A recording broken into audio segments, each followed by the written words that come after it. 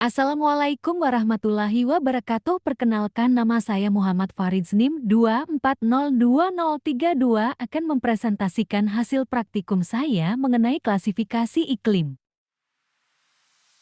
Latar belakang praktikum ini, cuaca adalah keadaan udara pada saat tertentu dan wilayah tertentu yang bersifat lokal dan berlangsung dalam waktu singkat.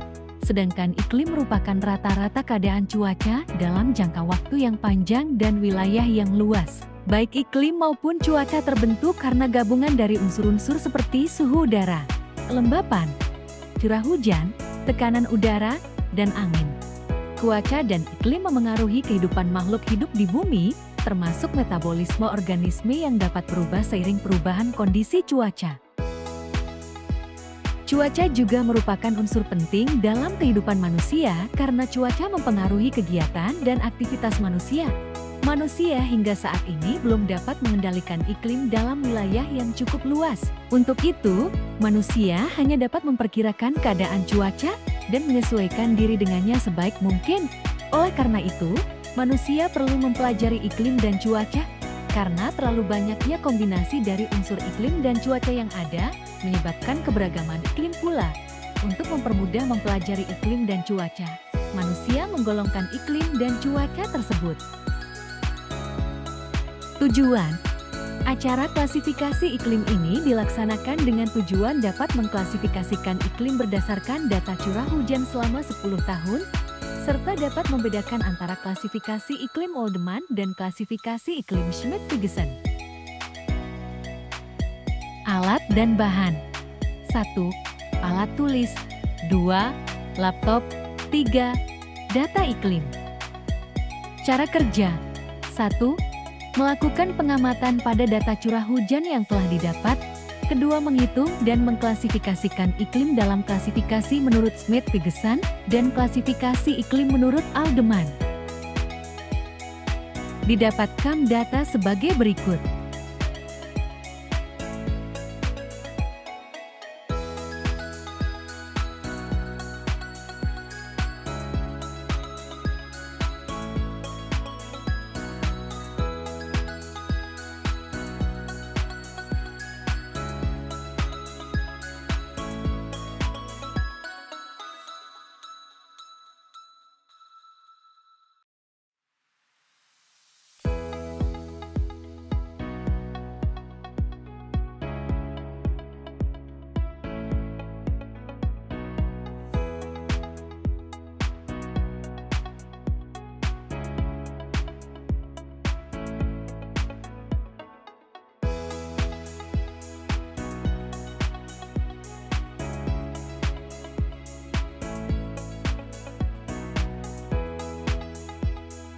Pembahasan, untuk mendapatkan nilai Q dengan cara banyak bulan kering dibagi dengan banyak bulan basah dikali dengan 100%. Setelah didapatkan nilai Q bisa menentukan tipe iklim sebagai berikut. 0 sampai 0,143 sangat basah, 0,143 sampai 0,333 basah, 0,333 sampai 0,6 agak basah, 0,6 sampai 1 sedang, 1 sampai 1,67 agak kering, 1,67 sampai 3 kering, 3 sampai 7 sangat kering, lebih dari 7 luar biasa kering. Lalu untuk mencari nilai C curah hujan rata-rata yakni dengan jumlah curah hujan dalam setahun dibagi dengan ke-12. Dari tabel 1 didapatkan 1.1 menyatakan tahun 2002 di Kota Bogor dengan data curah hujan dengan BP bulan basah sebanyak 11 bulan pada bulan Januari sampai Agustus dan di bulan Oktober sampai Desember. BL bulan lembab hanya 1 bulan di bulan September, dan BK bulan kering tidak terjadi di tahun ini. Sehingga nilai Q 0 yang menunjukkan tipe iklim sangat basah. 1.2 menyatakan tahun 2003 di Kota Bogor dengan data curah hujan dengan BP bulan basah sebanyak 10 bulan pada bulan Januari sampai Mei dan di bulan Agustus sampai Desember.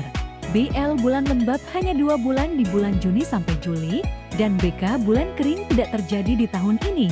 Sehingga nilai Q 0 yang menunjukkan tipe iklim sangat basah. 1.3 menyatakan tahun 2004 di Kota Bogor dengan data curah hujan dengan BP bulan basah sebanyak 10 bulan pada bulan Januari sampai Mei, Juli, dan September sampai Desember. BL bulan lembab hanya 1 bulan di bulan Juni, dan BK bulan kering juga 1 bulan di bulan Agustus, sehingga nilai Q 0,1 yang menunjukkan tipe iklim sangat basah. 1.4 menyatakan tahun 2005 di Kota Bogor dengan data curah hujan dengan BP bulan basah sebanyak 11 bulan pada bulan Januari sampai Mei dan di bulan Juli sampai Desember.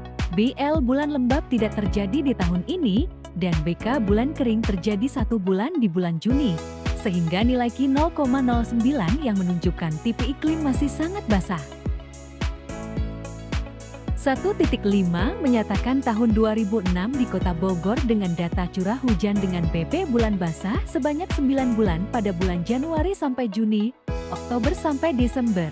BL bulan lembab hanya 1 bulan di bulan Juli, dan BK bulan kering terjadi 2 bulan di bulan Agustus sampai September, sehingga nilai Q 0,22 yang menunjukkan tipe iklim basah. 1.6 menyatakan tahun 2007 di Kota Bogor dengan data curah hujan dengan BP bulan basah sebanyak 8 bulan pada bulan Januari sampai April, Juni, Oktober sampai Desember.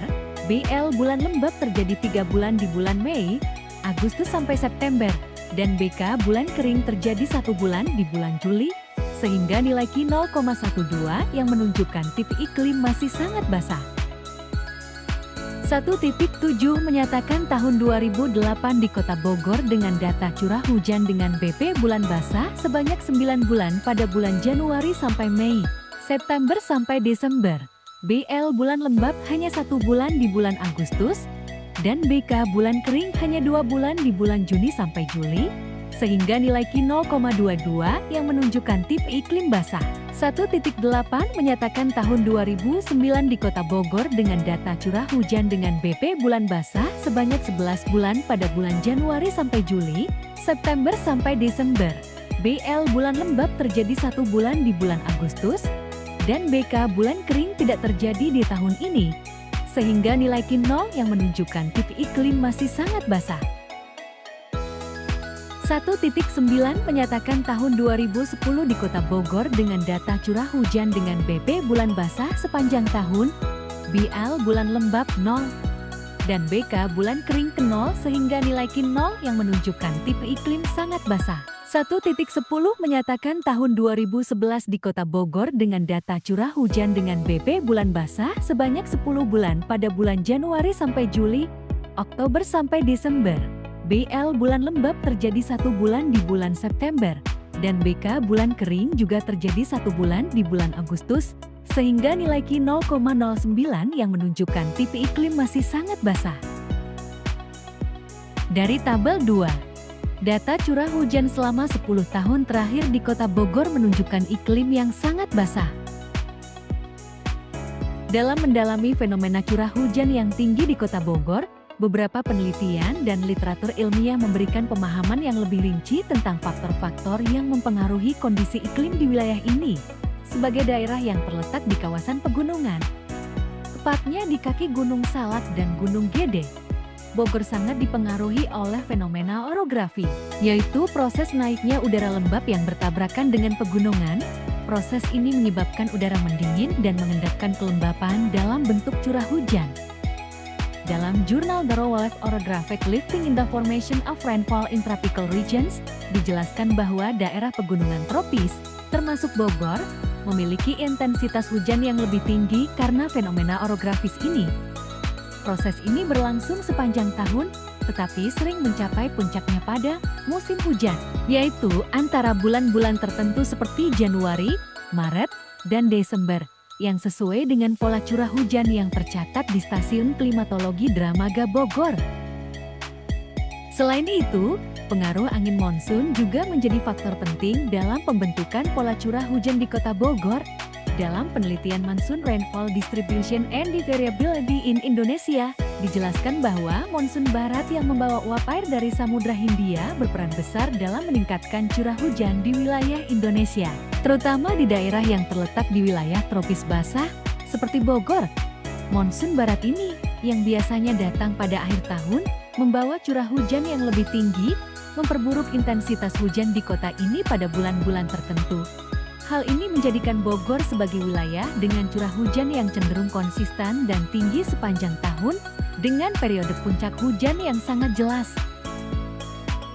Dampak dari curah hujan yang tinggi ini sangat besar terhadap kehidupan masyarakat dan sektor pertanian di Bogor, seperti yang dijelaskan dalam buku Climatology and Atmospheric Science oleh Lutkins dan Tarbak.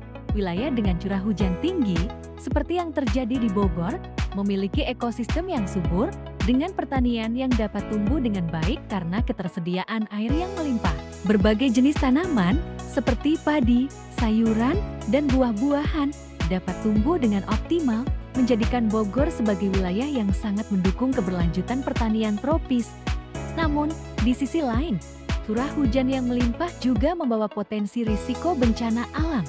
Dengan semakin meningkatnya perubahan iklim, pengamatan data curah hujan yang terus-menerus menjadi sangat penting, seperti yang dibahas dalam jurnal Hydrometeorological Disasters in the Tropics, Impacts and Management. Perubahan pola curah hujan yang semakin ekstrem, baik dalam bentuk hujan deras maupun periode kekeringan, dapat meningkatkan kerentanannya terhadap bencana alam. Oleh karena itu, untuk memitigasi dampak perubahan iklim dan meningkatkan kesiapsiagaan bencana, data curah hujan yang akurat dan terperinci menjadi landasan yang sangat penting dalam perencanaan pembangunan dan strategi adaptasi iklim yang berkelanjutan di Kota Bogor dan daerah sekitarnya. Penelitian ini menunjukkan bahwa curah hujan tidak hanya berdampak pada aspek lingkungan, tetapi juga secara langsung memengaruhi kegiatan sosial ekonomi masyarakat, terutama petani yang bergantung pada kondisi cuaca. Hal ini diperkuat oleh hasil penelitian Risti dan Kusumaningsih 2022 yang menggunakan metode klasifikasi Navi-Base untuk mengelompokkan kondisi curah hujan di Kota Bogor ke dalam kategori hujan ringan, sedang, dan ekstrim. Penelitian ini memanfaatkan data historis dari BMKG untuk mengembangkan model prediksi yang dapat membantu dalam mitigasi bencana hidrometeorologi, seperti banjir dan tanah longsor.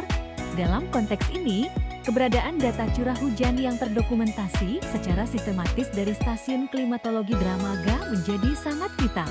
Selain sebagai dasar pengambilan keputusan kebijakan tata ruang dan pembangunan, data tersebut juga berfungsi sebagai landasan untuk penelitian akademik dan analisis klimatologis jangka panjang.